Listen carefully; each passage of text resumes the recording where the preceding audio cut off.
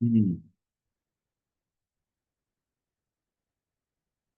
अनुप्रेक्षा यानी 12 भावना में से संलेखना संतारा के अंतर्गत है। सही। तो दूसरी भावना अनित्य भावना। अनित्य का मतलब क्या होता है? जो सदा ना रहे।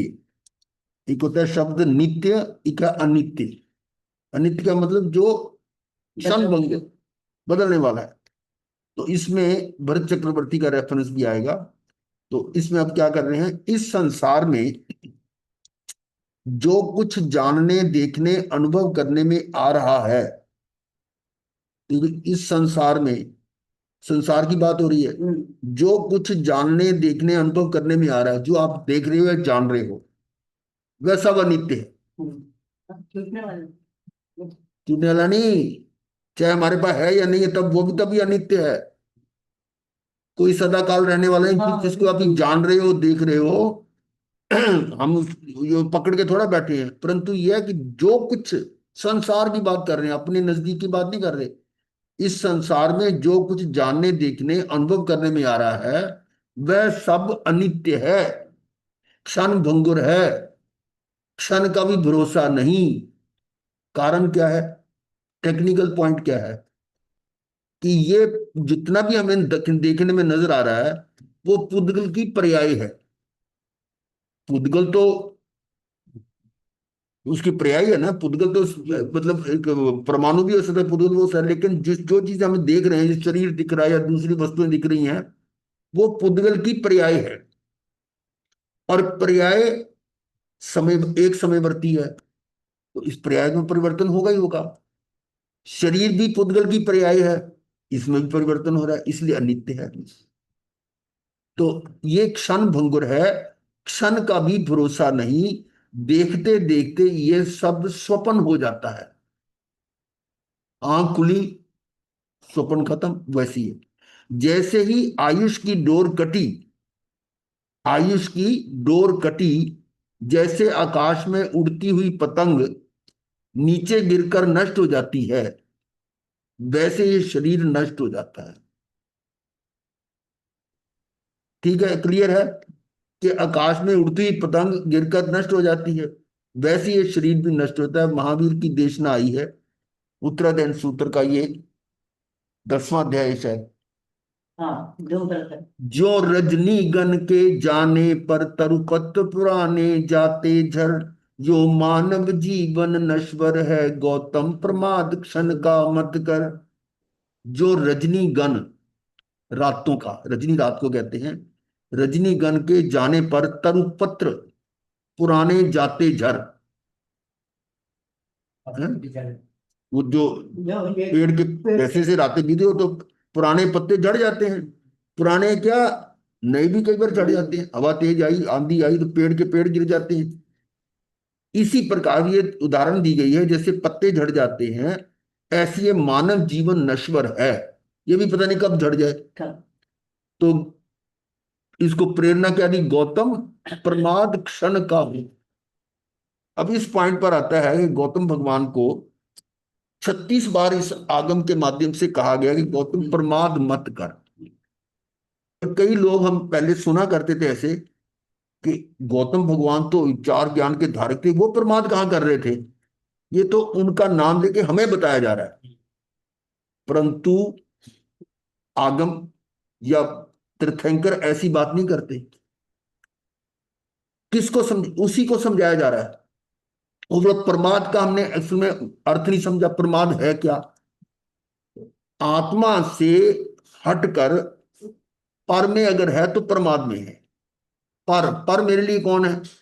मेरे लिए आत्मा को छोड़कर सारे पर हैं। उसमें बाकी द्रव्य भी आ गए, धर्म अधर्म आकाश काल पुद्गल।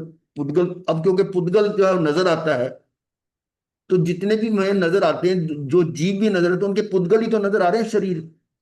और एक निगोद के जीव से लेकर तीर्थंकर परमात्मा तक सारे पर हैं। और ये बात हमने काफी अच्छी तरह से डिस्कस की हुई है कि यदि हमारा लक्ष्य या हमारी दृष्टि पर है, तो कर्म बंद हो रहा है। जो पर दृष्टि है, तो आपके पास जो भाव बनेंगे, वो भाव कर्म बंद का कारण है। या तो पर दृष्टि ऐसे डाले जैसे सर्वज्ञ भगवान डाल रहे हैं। वो क्या समझते हैं कि मैं पर को नहीं जान रहा, मैं तो अपने ज्ञान में ज्ञान को जान रहा हूं। लेकिन ये हम तो ऐसा करते नहीं है। तो इसलिए जो देखने में आ रहा है उसी हिसाब से ये, वो गौतम भगवान को क्या कहा उस समय। गौतम भगवान महावीर के समक्ष बैठे हुए हैं, उनसे प्रश्न करते हैं। तो भगवान ने कहा, गौतम इंद्रभूति, मुझे क्या देखते हो, मुझे क्यों देखते हो, स्वयं को देखो, तुम भी वही हो जो मैं हूं।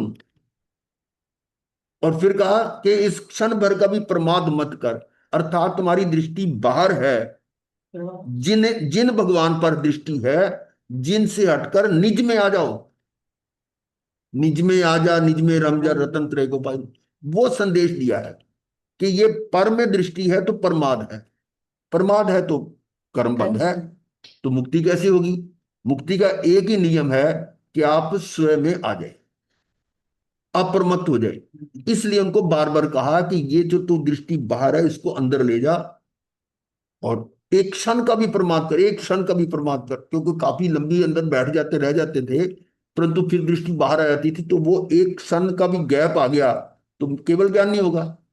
अब उनके जाने के बाद फिर उनको होश आया, अरे कौन किसका है, अपने अंदर जा, तो केवल ज्ञान हो गया। तो यह जो रजनी गण के जाने पर तरुपत्र पुराने जाते झर, यो मानव जीवन नश्वर है गौतम, प्रमाद क्षण का मत कर। फिर आगे और उदाहरण दी, कुछ नोक लटकते ओस बिंदु, कुछ देर ठहरते ज्यो उस पर। कुछ नोक, कुछ क्या होती है, घास। घास कई तरह की होती है।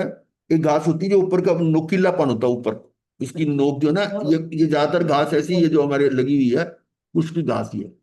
उस घास की नोक जो है, जब सुबह के टाइम देखते हो तो उसके ऊपर ओस की बूंद पड़ी होती है, और जरा सा पत्ता वो हिला और वो बूंद गिर जाती है।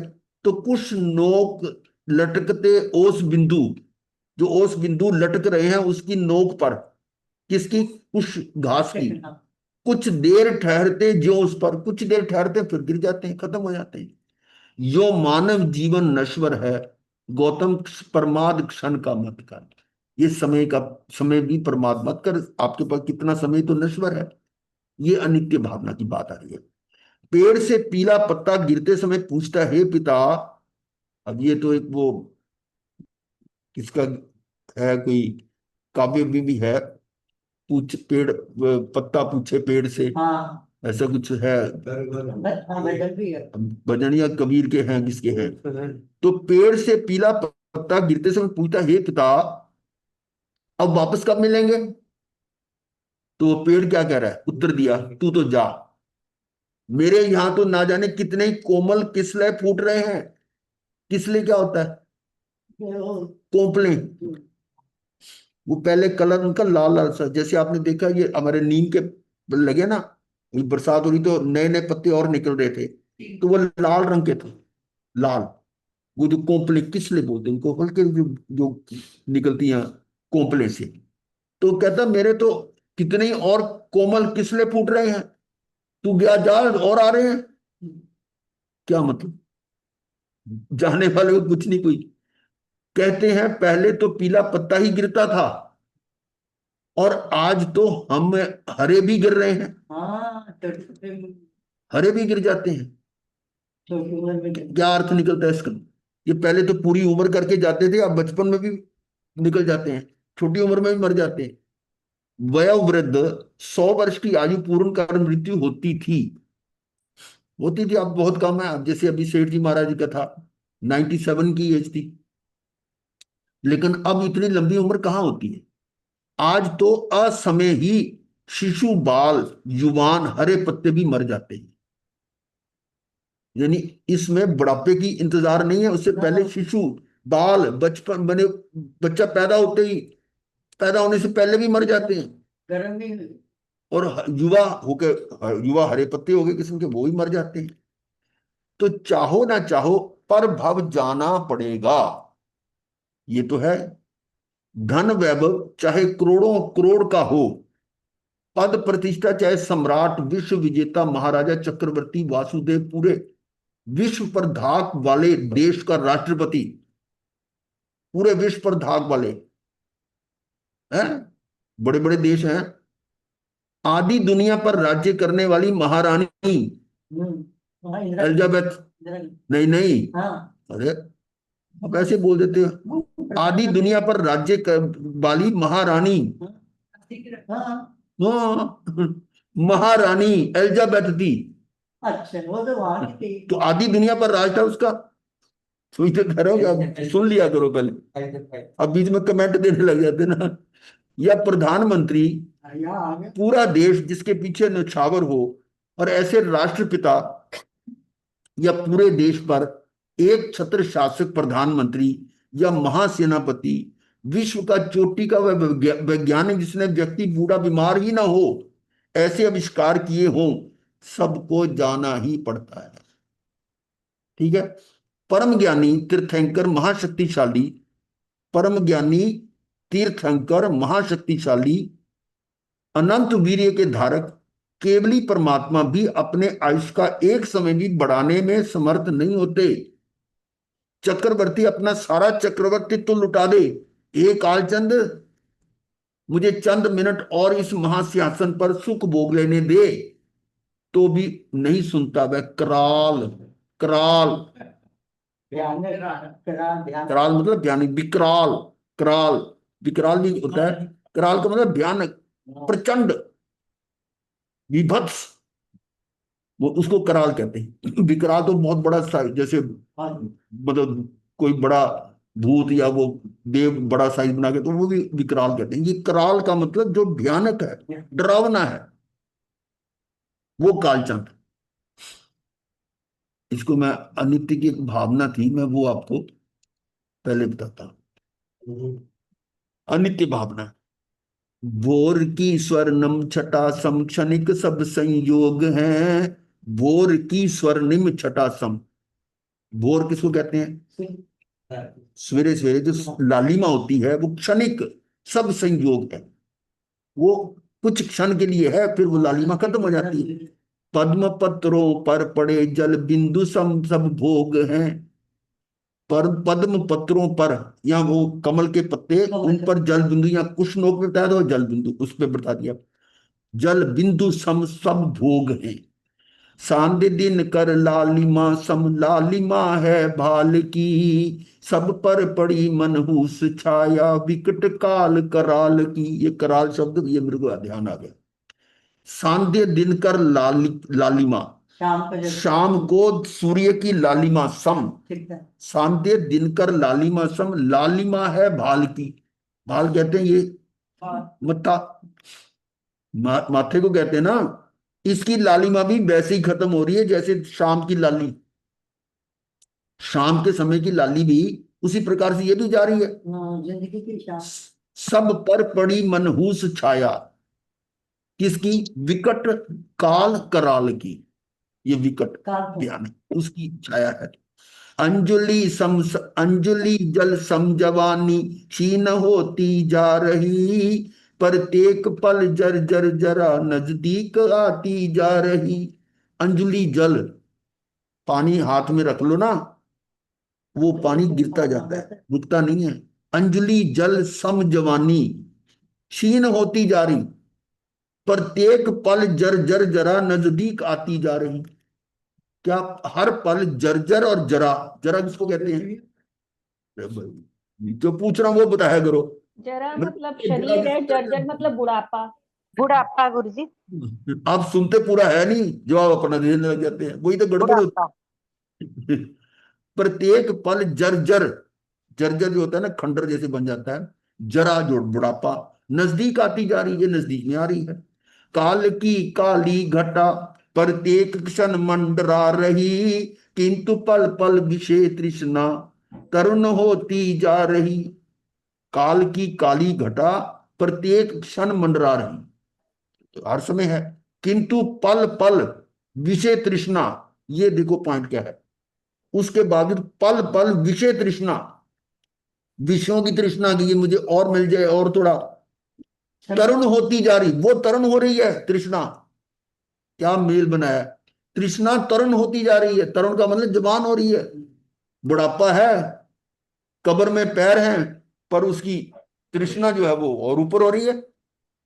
किंतु पल पल विषय तृष्णा तरुण होती जा रही, दुखमयी पर्याय क्षण भंगुर सदा कैसे रहे, अमर है वह आत्मा वह मृत्यु को कैसे वरे। दुखमयी पर्याय, जो दुख की पर्याय है, क्षण भंगुर, क्षण भंगुर पर्याय तो एक क्षण के लिए है ना जी, वो सदा कैसे रह सकती है, नहीं। अमर है वह आत्मा वह मृत्यु को कैसे वरे, वो तो पर्याय तो खत्म हो रही है, पर आत्मा तो अमर क्यों है। अमर है वह आत्मा वह मृत्यु को कैसे वरे, आत्मा का तो ध्रुव है, आत्मा ध्रुव है। हाँ। और वो पर्याय जो है वो अनित्य है। आत्मा नित्य है, पर्याय अनित्य है, नित्य अनित्य। यही भावना चक्रवर्ती सम्राट भरत ने की। मैं नित्य, ये शरीर अनित्य, मैं नित्य शरीर अनित्य, ये वाली। दुखमयी पर्याय क्षण भंगुर सदा कैसे रहे, अमर है वह आत्मा वह मृत्यु को कैसे वरे। ध्रुव धाम से जो विमुख वह पर्याय ही संसार है, ध्रुव धाम की आराधना आराधना का सार है। ध्रुव धाम, जहां ध्रुव है वो स्थान, भगवान आत्मा। ध्रुव धाम से जो विमुख वह, जो उससे विमुख हो गया, जो उससे परे हट गया है, वो पर्याय, ऐसी पर्याय ही संसार है। वो पर्याय जिसमें मैं भगवान आत्मा से परे हूं, वो उसका कारण संसार है, संसार ही है। तो संसार की रचना मैं ही कर रहा हूं। ध्रुव धाम की आराधना, और ध्रुव धाम की आराधना का मतलब ध्रुव धाम में स्थिर हो जाए, आराधना का सार, ये आराधना का सार है। ये नहीं है कि मैं ये कर लो वो कर लो, क्रिया विरिया उसकी नहीं है, आराधना का सार यही है कि आप आत्मा में स्थिर हो जाओ। ध्रुव धाम की आराधना आराधना का सार, ये हम बहुत अच्छी तरह सब समझ में आ गया है। क्योंकि पहले हमने शुरू शुरू में तो भगवती सूत्र में पढ़ा था कि साधु जो है निरतिचार अपना पालन करता है, साधुचर्या का 5 मुहूर्तों का पालन करता है, मोक्ष नहीं, नहीं। उसमें शब्द आता है कि आराधना से मोक्ष है, वो आराधना ये है। 5 मुहूर्त की आराधना से मोक्ष है, पालने से मोक्ष नहीं है। पालना निरतिचार है, कोई अतिचार नहीं लग रहा, तब भी मोक्ष नहीं है, स्वर्ग मिलेगा। और ये आराधना क्या है, जब आप ध्रुव धाम में अपने भगवान आत्मा में आ गए, उस समय वो सारे महाव्रत अपने आप ही पल जाते, वो तो क्या नाम, by process, by by product है। असली तो जब आप अपने स्वभाव में आ गए, धर्म में आ गए, तो ना तो हिंसा होगी, ना झूठ, ना चोरी, ना मैथुन, ना परिग्रह, होगा ही नहीं कुछ। तो कौन सा अतिचार लगेगा, कुछ नहीं लगेगा, कोई नहीं लगेगा जब आपने आत्मा में हो। इसलिए कहा कि ध्रुव धाम की आराधना आराधना का सार है। संयोग क्षण भंगुर सभी पर आत्मा ध्रुव धाम है। संयोग जितने हैं वो तो संयोग है तो वियोग होगा, पर आत्मा ध्रुव धाम है, वो द्रव्य ध्रुव है, ध्रुव। पर्याय लय धर्मा परंतु द्रव्य शाश्वत धाम है। पर्याय कैसी है, लय धर्मा, लय का मतलब सीक्वेंस में जारी है, अपनी लहर में, लय धर्मा परंतु द्रव्य शाश्वत धाम है। द्रव्य तो जो आपका ध्रुव आत्मा वो तो शाश्वत है। इस सत्य को पहचानना ही भावना का सार है। इस सत्य को पहचानना ही, भावना कौन सी भावना, अनित्य भावना का सार ये है कि इस सच्चाई को पहचानो। ध्रुव धाम की आराधना आराधना का सार है। कहां से निकालते जी, ये सारा यूट्यूब में मिल जाता है। नहीं वो ढूंढते तो ढूंढते भी नाम देते हैं। 12 भावना उनकी हुकुमचंद भारली की लिखी हुई है, 12 भावना, उसमें से नित्य भावना निकली। तो आगे देखिए फिर, ये हम कर रहे थे कि ये काल कराल की बात आ रही, तभी इसको मेरे को ध्यान में आ गया। आगे चलते हैं। इस शरीर की इतनी अनित्यता है, अनित्यता, पूर्व भव में न जाने कितना आयुष्काल बांधकर इस भव में आया हूं, मुझे ज्ञात नहीं है। ये तो पक्का है कि यहां जन्म लेने से पहले ये मैं निर्धारित करके आया था कि मैं 6 बातें आपको याद होंगी। कौन सी जाति, गति, स्थिति, कितनी देर आयुष हो गया, और शरीर कैसा मिलेगा, अनुभाग और प्रदेश। ये 6 बातें प्री फिक्स्ड हो जाती हैं मरने से पहले, और वो बदल नहीं सकती। उसमें तो मरने से पहले तो कहीं ना कहीं अनुप्रेक्षा के द्वारा कुछ बदला, जैसे राजा श्रेणिक ने बदल दिया था, अनुभाग और स्थिति में बदल आ गया, लेकिन आयुष नहीं बदली। और इस तरह से ये जो मैं इस जन्म में आया हूं, ये मुझे पता नहीं मैं कब, मतलब कितनी बांध के आया हूं, ये मुझे ज्ञात नहीं। और वह कब पूरा हो जाएगा, एक क्षण बाद ये रहेगा या नहीं, कोई पता नहीं। इतना सा भी भरोसा नहीं, फिर भी कैसा हूं कि मैं कितने घंटों, महीनों, वर्षों, हजारों वर्ष चले, ऐसे भवन, कारखाने, साम्राज्य चले, ऐसी योजनाएं बनाता रहता हूं। ये विचार क्यों नहीं आता? मकान बनाते हैं ना, मेरी इतनी पुश्तों तक चलना चाहिए, तुम्हें अपना तो भरोसा नहीं है कोई। और आजकल तो हमने और देखा है कि मकान अच्छा भला है, 2 4 से 5 साल 7 साल निकल गए, अब इसको तोड़ो नया बनाओ, ये भी फैशन हो गया। जैसे मतलब पाश्चात्य सबक वो है कि पत्नियों को भी छोड़ के नई पत्नी, ये भी ये हो गया। तभी तो ये सामंजस्य क्यों नहीं होता, तलाक वगैरह क्यों हो जाते हैं? ये संस्कार नहीं है हमारे में। इस तरह की बात नहीं हो सकता कि मैं तो बस कभी मरने वाला हूं ही नहीं। इसलिए ये भावनाओं का भाना बहुत जरूरी है। इनको भावना भाते रहो, गाते रहो, इसको नचाते रहो, ये है। आगे देखिए, दान कल देंगे, युधिष्ठिर की एग्जाम्पल आ रही है। दान देने का समय पूरा हो गया, और राजा युधिष्ठिर रोज दान करते थे। तो टाइम हो गया, टाइम होता है जैसे इतने इतने बजे तक, चलो हो गया। फिर एक याचक आ गया, तो महाराज युधिष्ठिर ने कहा, अब समय हो गया, कल देंगे, कल आना। क्यों? समय हो गया ना, कल आना।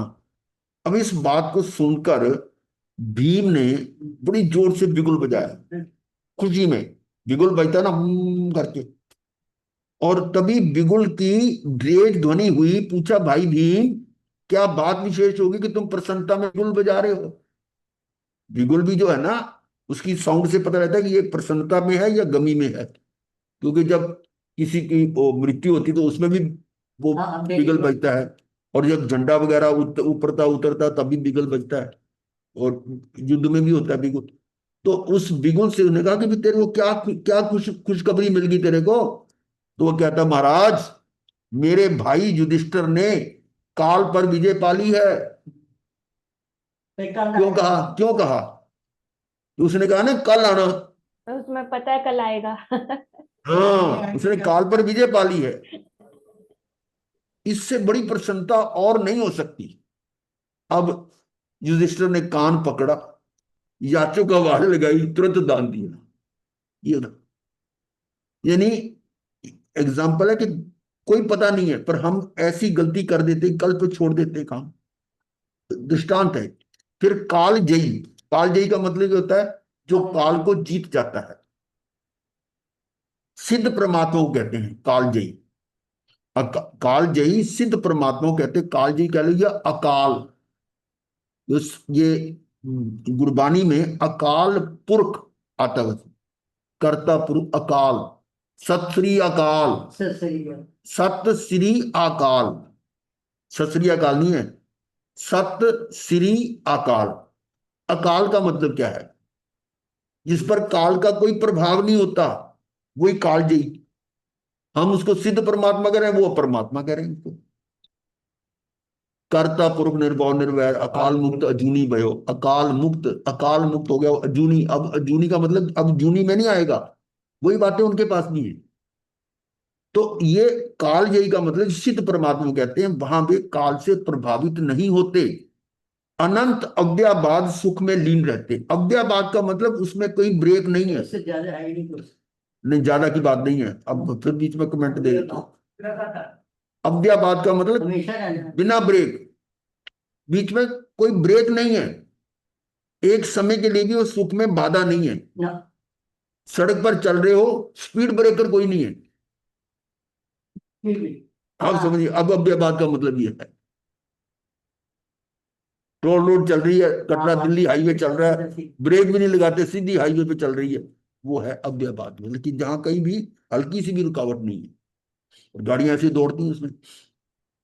अनंत अव्ययवाद सुख में लीन रहते हैं, अपेक्षा से अरिहंत परमात्मा भी ऐसे ही होते हैं। पर बाह्य में काल के मुंह में वे भी आ जाते हैं, वे भी चले जाते हैं। कौन? अरिहंत। सिद्धों की बात पहले करी, अरिहंत भी जो है ना वो कालजयी है, परंतु काल के मुंह में वे भी आ जाते हैं। वस्तुतः तो वे भी अमरत्व को पा गए हैं, सदा आत्मानंद में लीन रहते हैं, तो आत्मा में रहते हैं। नीचे आए, अब देखो कहां से 14वें गुण स्थान से ऊपर की पहले बात की सिद्धों की, फिर 13वें गुण स्थान पर आ गए, अब कहते नीचे आ जाओ चौथे गुण स्थान पर। चौथा गुण स्थान क्या? ज्ञानी, जिसको वेद ज्ञान हो गया है। हाँ। कि मैं मरण धर्मा नहीं हूं, मैं तो शरीर हूं, शरीर नहीं हूं, शरीर मरण धर्मा, और मैं तो सदा रहने वाला हूं, नित्य हूं। अब चौथा गुण स्थान जिसने पा लिया, जो चौथे गुण स्थान पर आ गया, हम कहते हैं वो ज्ञानी हो गया। वह भी काल और कल से निर्भय हो जाता है। किससे? काल और कल। काल मतलब मृत्यु से निर्भय हो गया, और कल, कल आएगा ही नहीं है, उससे भी कुछ डर नहीं है। काल और कल दोनों से निर्भय हो जाता है, क्योंकि ज्ञानी को कोई भय नहीं होता। 7 भय होते हैं, और इसमें सबसे मुश्किल तो होता है मरण भय। वो मरण भय भी नहीं होता उसको, कहता मैं मरने वाला हूं ही नहीं। यानी अपयश भय, आदान भय, ये लोग भय, परलोक भय, ऐसे कई हैं। तो इस लोक का भय नहीं है। क्यों? मेरे को कोई ना दुखी कर सकता ना सुखी कर सकता है। वो ज्ञानी तो ये जानता अच्छी तरह कि पर मुझ में कुछ नहीं कर सकता, मैं पर में कुछ नहीं कर सकता। तो मेरे को ना तो कोई सुखी दुखी कर सकता, ना मैं किसी को सुखी दुखी कर सकता हूं।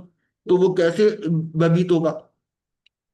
अकस्मात कुछ होता नहीं, क्योंकि सारा पहले से पर्याय फिक्स है, सब व्यवस्थित है, तो आगे पीछे तो कर नहीं सकते। और ये अपयश भय, आदान भय, वेदना भय, और ऐसी करके मरण भय, ये कोई भय नहीं होता ज्ञानी को। तो वो काल से क्यों भय भयभीत होगा? उसे आत्म ज्ञान आत्म दर्शन हो जाता है, आत्मा के अमरत्व का ज्ञान भान पान हो। देखो, ज्ञान भान पान हो, मरण भय से भी मुक्त होता है। आ गया ना मरण भय। उसे भी ना जीवेशना होती है, ना मृत्युएशना। ये क्या होती है भी? जीने की इच्छा ना एशना मतलब इच्छा जो होगी जीने की और मरने की। ना अब क्यों कहेंगे कि ना जीने की इच्छा ना मरने की इच्छा? क्यों कहा भाई? अब मृत्यु तो नहीं है, लेकिन दूसरों को देखे क्या कि मैं तो ज्यादा देर जिंदा रहूं, या बीमार भी हो गया, मैं बच जाऊं, मेरा इलाज हो जाए, कुछ हो जाए, मैं जीने की इच्छा होती है। और अगर ऐसा लाइलाज बीमारी हो गई कि अब इसकी बीमारी दुख बहुत हो रहा है, तो ये भी नहीं सोचना कि मैं मर जाऊं ना, ये भी हो रहा है। यानी ज्यादा वेदना हो रही है, तो वो कहना हे रब चुकला है, चुकला है। हैं? बोलते हैं ऐसे। और वो घर वाले भी कह देते हैं कि अब इससे दुख नहीं देखा जाता, अब चुकला है। ऐसे बोलते हैं। ये सारी मिथ्या है। ना जीने की इच्छा ना मरने की। जीवे और संसभोगे, मरना संसभोगे, काम होगा, वो सारे आते हैं उसमें संलेखना संतारा में। जीना मरना शरीर अपेक्षा है। अब कैसे? शरीर मरता है या जीव मरता है? शरीर। क्या? शरीर जीव का जीत अगला जन्म ले लेगा। यहाँ थोड़ा अभी आपने समय सार में पढ़ा हुआ है, मैं उसका रेफरेंस दे रहा हूं। उदाहरण दी थी कि शरीर को आत्मा से अलग कर सकते हैं, जबकि ये पता है कि शरीर अलग है और आत्मा अलग है, पर दोनों को अलग किया जा सकता है। उदाहरण दी थी कि एक लोहे का गोला, तपा हुआ लोहे का गोला है, अग्नि में तपा हुआ, लाल हुआ हुआ है। उस स्थिति में आप उस लोहे से अग्नि को अलग कर सकते हो? नहीं। लाल है, नहीं कर सकते। इसी प्रकार से जब तक मेरा आयुष है वर्तमान में, जब तक आयुष है, तब तक मुझे इनसे अलग नहीं किया जा सकता। जो मेरी आयुष है ना, तो जब तक आयुष है, अभी मृत्यु का नहीं आया, तो इस स्थिति में वर्तमान में मैं चाहूं तो आत्मा को अलग और शरीर को अलग कर दूं, फिजिकली नहीं हो सकता। क्यों, कैसे हो जाएगा? ये तो वेद में क्या है। हाँ वेद होगा विज्ञान मरते समय। बिहार की बात आ रही है कि वर्तमान स्थिति में हाँ इस शरीर को मैं आत्मा से अलग नहीं कर सकता, अभी समझ जाओगे। और मरने के बाद मैं इसको इकट्ठा नहीं रख सकता। इकट्ठा नहीं कर सकते। बराबर तो है। मृत्यु होती है तो शरीर अलग और आत्मा अलग हो गया ना। हाँ पर इस वर्तमान स्थिति में दोनों साथ साथ है। इसका मतलब क्या हुआ? जीना मरना किसका हो रहा है? दोनों साथ है, हम कहते हैं जिंदा है, दोनों अलग अलग कहते हैं मर गया। मर गया। ये व्यवहार की बात है। परंतु निश्चय में ना तो आत्मा मरता है ना पुद्गल मरता है। हाँ तो देखो तो ये व्यवहार की बात बताई है। व्यवहार की बात है कि जिस समय जीवित है, जैसे लोहा गर्म है तो उसकी अग्नि को बाहर नहीं निकाल सकते, ऐसे ही जब तक जीवित है उसकी शरीर और आत्मा को अलग अलग नहीं कर सकते, दोनों हैं इकट्ठे ही। और मरने के बाद दोनों को इकट्ठे रख नहीं सकते। तो फिर वहां से ये इक्वेशन निकालोगे ना कि जीना मरना है क्या? ना तो जीव मरता है ना शरीर पुद्गल मरता है। शरीर की बात नहीं, पुद्गल की बात है। शरीर पुद्गल की पर्याय है। हाँ शरीर तो हर समय मर रहा है, हाँ हर समय पर्याय बदल रही है। लेकिन पुद्गल के रूप में देखो, द्रव्य देखें तो पुद्गल है, पुद्गल भी शाश्वत है, त्रिकालिक है उसका अस्तित्व, त्रिकालिक अस्तित्व वाला है पुद्गल भी। क्षण द्रव्य त्रिकालिक है, तो जीव त्रिकालिक है। तो इतना मरना हमने कहा कैसे जोड़ा हुआ है कि जब दोनों इकट्ठे हैं तो हम कहते हैं जिंदा है, दोनों अलग अलग हो गए तो हम कहते हैं मर गया। ये व्यवहार की भाषा है। व्यवहार की। तो इसलिए जीना मरना शरीर अपेक्षा आयुष काल के अनुसार होता है। मैं तो अजन्मा, आ गया ना, मैं तो अजन्मा अजर अमर आत्मा हूं, ऐसा जान निर्भय अभय विचरता हूं। मैं तो मरना नहीं, मरने वाला हुई नहीं। ये है। अज्ञानी सोचता मैं मरूंगा, ज्ञानी नहीं सोचता। ज्ञानी तो कहता मैं तो मरना ही नहीं, मैं मरण धर्मा नहीं है। आगे चलिए, दुर्घटना से शिक्षा ले। वर्तमान त्वरित संचार माध्यमों से पैदल चलने से लेकर हवाई उड़ानों में, तो कोई पैदल चलने वाले हैं, विशेषकर साधु संत, अब वो भी पैदल ही चलते हैं ज्यादातर। वो कोई इमरजेंसी वाले होंगे जो गाड़ी अब इस्तेमाल करते होंगे, लेकिन इन जनरल पैदल ही है। और वैसे और लोग भी बहुत पैदल चलते हैं। तो इन त्वरित यानी जो बड़ी तेजी से संचार माध्यम बदल रहे हैं, उसमें पैदल चलने से लेकर हवाई उड़ानों में, हवाई उड़ान बहुत तेज है, उन अनेक दुर्घटनाएं प्रतिदिन, और उसमें एक से एक अनेक मनुष्यों की मृत्यु के समाचार प्रत्यक्ष देखता सुनता पड़ता हुआ मनुष्य भूकंप, ज्वालामुखी, उल्कापिंड, झंझावात, समुद्री तूफान, आग, बाढ़, आंधी तूफान आदि कई प्राकृतिक प्रकोपों के साथ हजारों लाखों की भी को भी चपेट में लेने, मार डालने वाली महामारियों के समाचार प्रत्यक्ष देखता सुनता पढ़ता और अन्य कईयों को चटकारे ले लेकर विस्तार से सुनाता हुआ भी, ये सारी घटनाएं होती हैं करंट। अभी जैसे वो पहाड़ कौन से, जिसमें उत्तराखंड में उत्तराखंड। वो बादल फटा, वो पानी इतनी जोर की आया, और वो साथ में पत्थर भी लेके आया बड़े बड़े। वो जैसे आया और उसके सामने जो घर वगैरह थे, पूरा गांव का गांव ही उसमें बह गए। तो इस तरह की घटनाएं होती हैं। और पहले पिछले साल 2 साल पहले भी उत्तराखंड में कहाँ हुई थी, केदारनाथ में, वहां भी लोग मरे थे काफी। और फिर अभी ये जो हवाई जहाज का हुआ था अहमदाबाद में। अहमदाबाद हुआ था। तो कितनी दुर्घटनाएं होती हैं और उसको हम बड़े ध्यान से पढ़ते हैं और दूसरों को सुनाते भी हैं। ये क्या मतलब कहने का है कि इसको चटकारे ले लेकर विस्तार से सुनाता हुआ भी कभी ये नहीं सोचता कि कहीं मैं इस चपेट में ना आ जाऊं, ना जाने कब मेरे भी प्राण उखेड़ू पुरखेड़ू ना उड़ जाए। ये तो नहीं सोचता वो। मरने वाले मर गए, पर मैं थोड़ा मरने जा रहा हूं, मैं तो बच गया, ठीक है। अपने ही परिवार की हृदय विदारक दुर्घटना का वर्णन कितना करता है, यहां तक कि साधु साधुओं को भी सुना जाता है। पर यदि उसे पूछे कि भाई इस दुर्घटना से स्वयं कुछ बोध लिया क्या, चेते क्या, शिक्षा ली क्या, तो उत्तर शून्य में आता है, शून्य।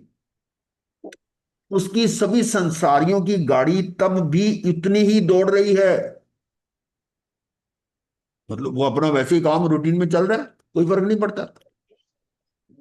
दुर्घटनाएं हो जाती हैं तो फिर लोग फिर वैसे के वैसे। अब कौन से लोग हवाई जहाज में बैठना बंद कर देते हैं, या कौन से अब पहलगाम जाना बंद कर देते हैं? हो रहा, हो गया, घटना खत्म होगी, फिर वो चलते हैं, मैं थोड़ा जा रहा हूं।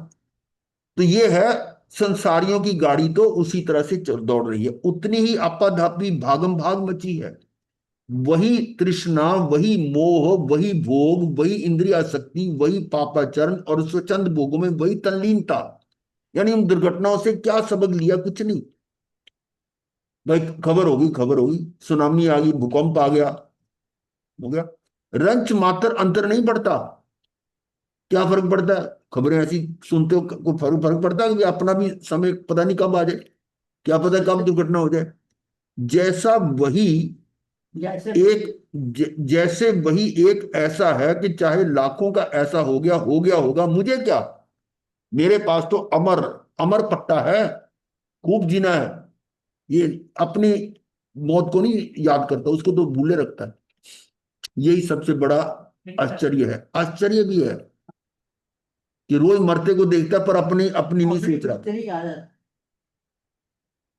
अब देखो वहां हजारों की भीड़ में, गुहाना में वो लोग जा रहे हैं।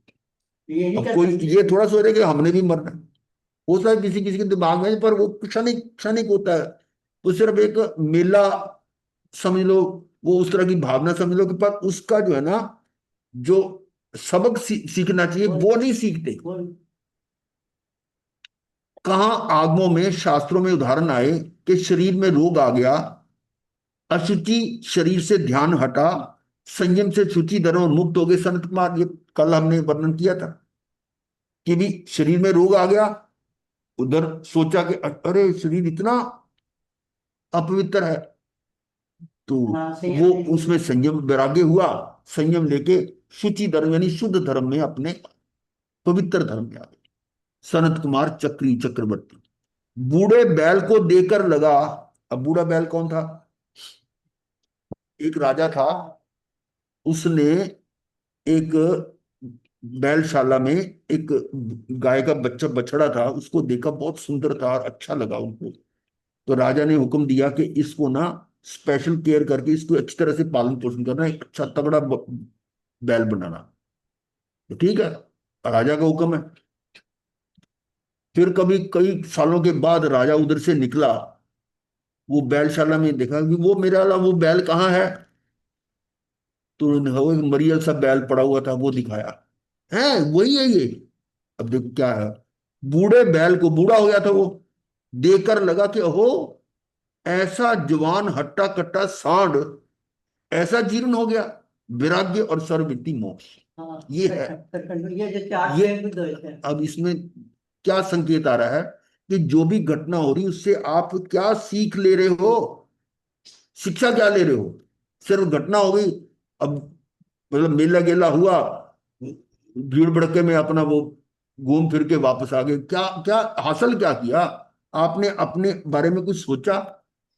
ये बात आ रही है कि वो तो एक हल्का सा ये दृष्टांत आया कि बूढ़े बैल को देखकर लगा कि हो, ऐसा जुबान हट्टा कट्टा सांड ऐसा जीर्ण हो गया, वैराग्य, वैराग्य आ गया, सर्ववृत्ति और मोक्ष। कौन थे?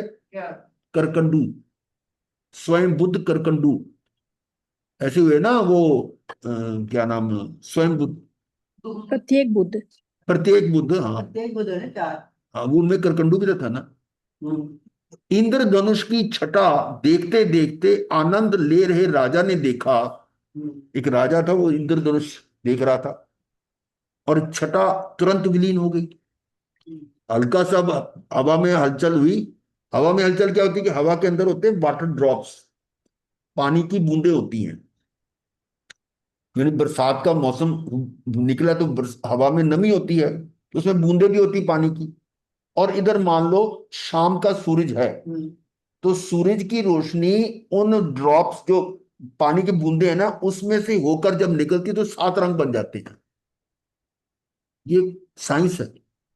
ऐसे कि प्रिज्म का एक्सपेरिमेंट करते थे स्कूल टाइम में भी, तो प्रिज्म में से ये किरणें निकालते थे तो वो 7 किरणें बन जाती थी इसकी। तो ऐसे ही वो फिनोमेना है कि सूरज की किरणें उस पर पड़ रही हैं बूंदों पर, और उससे वो 7 रंग बन जाते हैं, और वो सारे उस सूरज की ऑपोजिट साइड पर वो इंद्रधनुष के रूप में नजर आते हैं। पर जैसे ही हवा चली और बूंदे हिल उल गई तो वो भी लोप हो जाता है, वो क्षणिक होता है ना। तो ये कह रहे हैं तुरंत विलीन होगी। अहो, मेरे जीवन का भी, सतरंगी वैभव का भी ऐसा ही होने वाला है। अब उसको देखकर चिंतन चला कि मेरा जो सतरंगी वैभव है, यानी राजा है, उसका वैभव है, उसके साथ भी ऐसा होने वाला है। जैसे इंद्रधनुष देखते देखते लुप्त हो गया, तो ये भी तो ऐसे ही होगा। वैराग्य आ गया, सर्ववृत्ति संयम ले मोक्षगामी मोक्ष चलेगी, अरविंद राजा, है ना। फिर उदाहरण आ रही है संध्या, शाम का समय है, महलों की छत पर टहलते सूर्य को ढलते देख, महल की छत पर टहल रहे थे और सूर्य को ढलते देखा। भाव आया, हो मेरे इस जीवन का सूर्य भी ना जाने कब डूब जाएगा। बोलो, एक सूरज को, डूबते सूरज को देखकर कि मेरा जीवन भी तो पता नहीं कब डूब जाएगा। वैराग्य, विरति, मोक्ष, अनुमान। एक मेरे को भजन याद आ रहा है। पहले ढूंढ के रखते हैं। नहीं, ढूंढ के नहीं रखा हुआ, अब ध्यान आ रहा है। हम्म, हाँ जी। होम चाहिए इसे भी ले लो। पुद्गल का क्या विश्वासा, पुद्गल का क्या विश्वासा, जैसे पानी बीच पताशा, जैसे पानी बीच पताशा। पुद्गल का क्या विश्वासा, जैसे पानी बीच, पानी में पतासा डाला, खत्म। जैसे चमत्कार बिजली का, कैसे पताशे के साथ तुलना दी, जैसे चमत्कार बिजली का, और इंद्रधनुष आकाश, वो इंद्रधनुष की बात आ गई। चमत्कार बिजली का, बिजली चमकती है बंद हो जाती है, कोई भरोसा नहीं। और इंद्रधनुष भी आकाश में ऐसे निकलता है। पुद्गल का क्या विश्वासा, जैसे पानी बीच पताशा, जैसे पानी बीच पताशा, जैसे चमत्कार बिजली का, जैसे चमत्कार बिजली का, जैसे इंद्रधनुष आकाशा, जैसे इंद्रधनुष आकाशा। झूठा तन जन, झूठा यौवन, झूठा है जगवासा। झूठा तन धन, तन और धन झूठा ही है। झूठा यौवन, झूठा है जगवासा। ये जग में जो हम रह रहे हैं ये भी झूठा ही है। झूठा तन धन, झूठा यौवन, झूठा है जगवासा, झूठा ठाठ है दुनिया में, झूठा है महल निवासा। झूठा ठाठ है, ये ठाठ आ रही है ना, जो वैभव आ रहा है वही बातें आ रही है इसमें। झूठा है महल निवासा।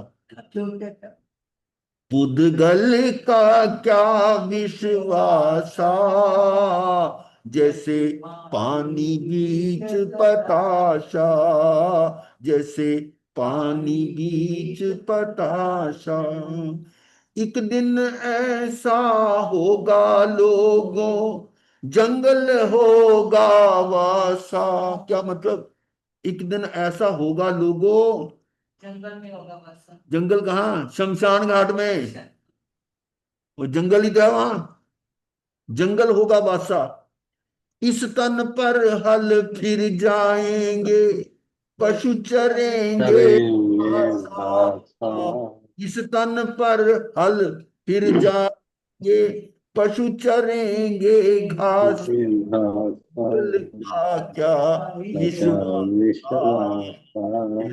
जैसे पानी बीच पानी बीच प्रकाशा, प्रकाशा, जैसे पानी बीच बताशा। हाँ, चलिए अब वापस आ जाते हैं। हो गया। जो आया इंद्रधनुष आया था मेरे को ध्यान।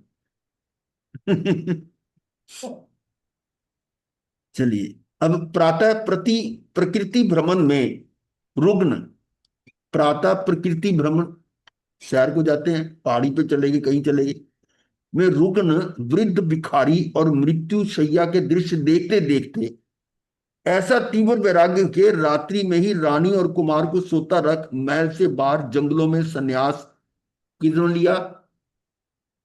आत्मा गौतम बुद्ध। बुद्ध। हाँ, भिक्षु बन बोधि सत्व को पा लिया। गौतम बुद्ध, वो उसकी कथा आती है ना कि वो एक रोगी को देखा, वृद्ध को देखा, फिर वो क्या नाम, शव यात्रा को देखा। इसको ऐसे दृश्य देखे ना, रोगी को, वृद्ध को, भिखारी को और मृत्यु शैया, ये चार देखकर उनको वैराग्य हो गया था। रोगी को देखा, रहे ऐसा शरीर हो जाता है रोगी, तो मैं भी हो सकता हूं, मतलब उस पर सोचा। वृद्ध, अरे ये इतना बूढ़ा, उसमें मैं भी तो बूढ़ा होऊंगा। भिखारी है कि जिसका इतना वैभव है, उसका कुछ भी नहीं है। मृत्यु शैया, ऐसे दृश्य देखते देखते ऐसा तीव्र वैराग्य के रात्रि में ही रानी और कुमार को सोता रख महल से बाहर जंगलों में संन्यास भिक्षु बन बोधिसत्व को पा।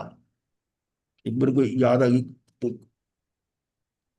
दृष्टांत है कि एक व्यक्ति को, गरीब था, निर्धन था, उसको कहीं से ना कोई मिल गया, लाभ मिल गया, कोई पैसा मिल गया, तो वो गुरु के प्रति उसकी बड़ी श्रद्धा थी। गुरुदेव आप ये ले लो, मेरे पास ये आया है, आज मेरे पास है नहीं तो होता ही नहीं, तो आप ले लो। कहते मुझे तो जरूरत नहीं है। नहीं नहीं, आप लोग बड़ी श्रद्धा से बोला कि भाई मेरे पास नहीं, मुझे जरूरत नहीं है। आप ऐसा करो, आप घूम घाम के देख लो कि जिसको ज्यादा जरूरत है ना उसको दे देना, जिसको ज्यादा जरूरत है उसको दे देना। ठीक है। अब वो देखने लगा, इधर उधर घूमने लगा। इतने में देखा कि राजा की सवारी जा रही है, हाथी पर बैठे हैं, सेना साथ जा रही है। तो क्या पता लगा कि राजा जो ना पास वाले राज्य पर आक्रमण करने जा रहा है, तो उसको लूटने के लिए, उसका धन वन लूटने के लिए जा रहा है। उसने सोचा इससे बड़ा जरूरतमंद तो कोई और नहीं, हो ही नहीं सकता। तो किसी को जरूरत होगी, एक दो पैसे की होगी, चार की होगी, ये तो पूरा राज्य को मतलब प्राप्त करना चाह रहा है, इसका मतलब इसको जरूरत ज्यादा है। अब वो राजा के नजदीक पहुंच के उसको देने की कोशिश करता, पर राजा दूर था। उसने वो पैसा ना ऐसे उछाल के राजा की ओर फेंक दिया। ये तो जरूरतमंद है, तभी तो ये युद्ध करने जा रहा है। नहीं समझे बात? हाँ हाँ। और वो जब राजा के नाक पे लगा, उन्हें फौरन अलर्ट किया, अपने वो जो बॉडीगार्ड वगैरह थे उन्होंने पकड़ लिया, अगले दिन पेश कर दिया, दरबार में आ गया। क्यों भाई, तूने क्यों मारा?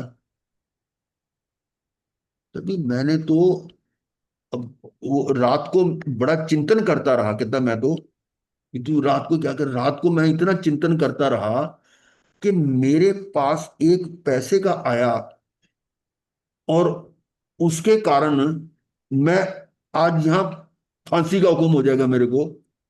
और ये राजा ने इतना इतना धन इकट्ठा, इसको क्या, इसको तेरा क्या होगा? और वो उसको राजा को बोले कि जब मैंने ये सोचता रहा कि मेरे एक पैसे के कारण मुझे इतना दुख उठाना पड़ रहा कि मैं अब ये सजा भुगतने को तैयार हूं, मतलब फांसी का हुक्म दे दोगे, और तुम्हारा क्या होगा? तुम तो इतना लूटने वाले हो। मतलब इस तरह का कोई कथानक था, है ना? तो ये है कि इस तरह की चीजों को सुनने से, पढ़ने से और सीखने की बात जो है वो अपने पर लगाने की है कि सारा अनित्य है। आगे देखिए, वर्तमान युग में भी ऐसे उदाहरण हैं। महामारी, सैकड़ों मनुष्य परिजन चटपट काल के मुंह में चले गए। ऐसा तीव्र वैराग्य, विरति, विशिष्ट संयम साधना, आचार्यत्व कैसे हुआ? आचार्य नामेश। ये महामारी हुई, सैकड़ों मनुष्य परिजन, परिजन भी उनके मरमरा गए, काल के मुंह में चले गए, और उसको देखकर ऐसा तीव्र वैराग्य हुआ, विरति, विशिष्ट संयम साधना की कि ना आचार्य नानेश, नानालाल जी, है ना? आप एक और सुन लो। विवाह मंडप में तोरण पर खड़े हाँ। तोरण मारते सिर की पगड़ी गिर पड़ी। कुछ मारने करते होंगे ना, कुछ ऐसे करके पगड़ी गिर गई, घोड़ी को उल्टा घुमा लिया। अब पुनः पगड़ी नहीं पहनूंगा, अब नहीं पहनूंगा। सिर मुंडन विरति आचार्य, कौन से आचार्य हुए थे ये? नहीं नहीं ठीक है। गुण सागर। नहीं जी नहीं, है कोई नाम होता है ना? नहीं। चौथमल जी, चौथ दिवाकर, उनका मेरे ख्याल तो वही है चौथमल। तो ऐसी ऐसी घटनाएं होती हैं जो उससे कोई बोध ले लेते हैं तो उनका जीवन बदल जाता है। और हम सुन लेते हैं, इधर सुनी उधर से निकाल दी। इसलिए उस समय सार में ये आ रहा था कि इसको जो हम कर रहे हैं ना, जो क्रिया जो जो जिसका हम आत्मा का स्मरण कर रहे हैं, इसको अजपा जाप की तरह इसको नचाओ अपने अंदर कि मैं आत्मा हूं, मैं शुद्ध हूं, मैं इससे कर्मों से अलग हूं। उसका प्रतिक्रमण, प्रत्याख्यान, प्रत्यालोचना का वर्णन आ रहा था ना, वो सारा वो यही तो था कि उसमें रहो, ताकि आपको ये कर्म चेतना और कर्म फल चेतना से निकलकर ज्ञान चेतना में रमन करो, ज्ञान चेतना में अपने आप को घुमाओ, वो है। तो क्षण भंगुर अनित्य जीवन का भान क्यों नहीं? अब ये देखो, संसार की असारता, शरीर की अनित्यता, क्षण भंगुरता पर प्रवचन सुन लिए, सुन लिए, कथानक पढ़ लिए, बहुत सारे कथानक मिल जाएंगे आपको। ये तो देखो, जिंदगी का कोई भरोसा नहीं, कब की क्या हो जाए।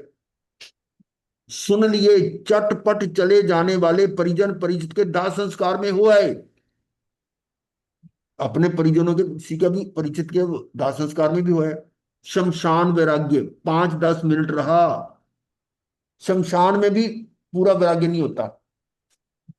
शमशान में क्या होता है, हम तो प्रैक्टिकली देखा हमने, चिता पे रख दिया, और निगमबोध घाट में तो कमरे बने हुए हैं, हॉल बने हुए हैं, एसी, शीशे के वो सारे वो बना रखे कमरे, और बाहर सब कुछ नजर आ रहा, अंदर कुर्सियां बैठने के लिए, और एसी चल रहा होता है, वहां बैठ जाते हैं। अब बोलो कौन सा वो कर, वहां पर सब फिर राजनीति की बातें होती हैं। और ज्यादा से ज्यादा अगर उसमें वो रहे भी ठीक, तो एक दीवार बाउंड्री है, बाउंड्री गेट के बाहर निकलते ही वो भाव बिल्कुल उल्टे हो जाते हैं, इनका तो है ना? इनका तोड़ के आई थे मतलब साडा तेरा कुछ रिश्ता है। नहीं, वो बात अलग है। वो बाउंड्री से बाहर निकलते हैं, उनके भाव जो है ना, जो थोड़ा बहुत वैराग्य भाव होता है, वो भी खत्म हो जाता है। फिर तो अपनी गाड़ी ढूंढते हैं, चलो भाई वो आवाज मरती, चल आजा आजा चलते हैं, ये बस हो गया काम। तो ये है दाह संस्कार। शमशान में वैराग्य 5-10 मिनट रहा, फिर वही घोड़ा और वही मैदान, सरपट दौड़े जा रहे हैं। एक बार तो हमने देखा था, गए थे हम वो संस्कार में ही, वो थे कुछ चांदनी चौक के थे, तो संस्कार करके बाहर आए ना, जहां वो पार्किंग होती है वहां पर वो उनको रोक लिया, बैठ जाओ। ऊपर बैठ गए ऐसे, और वहीं पर उनको बोल दिया भाई चौथा जो है ना यहीं पर पूरा हो गया। यानी उठावली उठावनी क्यों? उनके वहीं बरादरी में अगले दिन शादी का प्रोग्राम था, तो वो चौथा वहीं पर शमशान घाट में ही कर दिया, उस गेट बाहर की बाउंड्री से निकलने से पहले ही हो गया। वो जल रही है जल्दी हाँ, अभी तो हड्डियां में चुनी, वो फूल चुनने जाते हैं अगले दिन होते हैं ना, उससे पहले ही बस संस्कार करके आए और वो करती। तो हमने देखा नहीं तो रुकावट होती है उनकी शादी में, ऐसे भी है। तो मतलब अपनी जो भी दुनियादारी वो कहाँ छोड़ते हैं, कुछ नहीं होता है, सिर्फ दिखावा होता है। सीखना है तो वो किसी भी जगह सीख सकता है। ज्ञानी को आश्चर्य होता है, करुणा आती है कि इन मनुष्यों को इस जीवन की क्षण भंगुरता, अनित्यता का भान क्यों नहीं आता। प्रत्यक्ष देखते हैं कि आग उगलने वाले राजा महाराजाओं के राज्य चले गए, छीन गए, सड़क पर खेत खोदते हैं, अरबपति सड़क छाप हो गए, करोड़ों का वैभव, अट्टालिकाएं भूकंप के जमींदोज हो गए। ये वहां हुआ था ना, कच्छ में, कहा हुआ था अभी कई साल पहले की बात है, जो कच्छ भुज। गुजरात में। एक वो छोटी बच्ची नीचे मिली थी वो। नहीं नहीं, वो बहुत लोग मरे थे, वो इतने करोड़ों अरबोंपति लोग थे, खत्म। और जो बचे होंगे तो उनके पास क्या बचा? कुछ नहीं, सब स्वाहा हो गया था। हाँ, तो सड़क छाप हो गए, करोड़ों का वैभव, अट्टालिकाएं, भूकंप के जमींदोज हो गए, अनेक मर गए, बचे वे भिखारी हो गए। अब बोलो। और ये भी है कि लोगों ने देश भर से उनके लिए वस्त्र आदि भी, आप मेरे को याद है, आप लोगों को याद हो ना, आपको पहला संघ वालों ने, महाराज जी भुज में हुआ था। हैं? भुज में। अच्छा भुज। क्या हुआ था? भुज आपने महिला संघ वालों ने वो वस्त्र हाँ। वगैरह इकट्ठे करके वहां भिजवाए थे। भुज भुज में। भुज। खाना तो इसमें दूध कहाँ जाता, वस्त्र आदि भेजे थे, मुझे याद है। भुज में भेजे थे। हाँ, तो इस तरह से वो क्या भिखारी हो गए ना, इतने अरबोंपति लोग थे, परंतु अपनी बेढंगी चाल नहीं बदलता कि मेरा क्या होगा।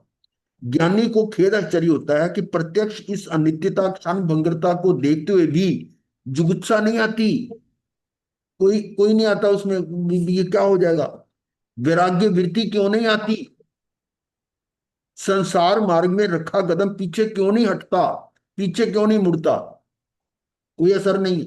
अगर असर होता तो वैराग्य हो जाता, नहीं हो रहा। ये बता रहे, ऐसा हरा भरा जंगी रसीले मीठे आम्र फलों से लदा हुआ इतना मनोरम मनोहारी आम का पेड़ देखते देखते ठूंठ हो गया। हाँ, ये नगरती राजा था शायद। हाँ, ये भी राजा का था एक।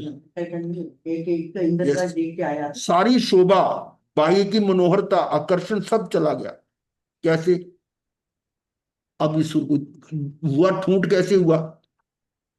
राजा उधर से जा रहा था और आम बहुत अच्छा था, राजा ने तोड़ लिया।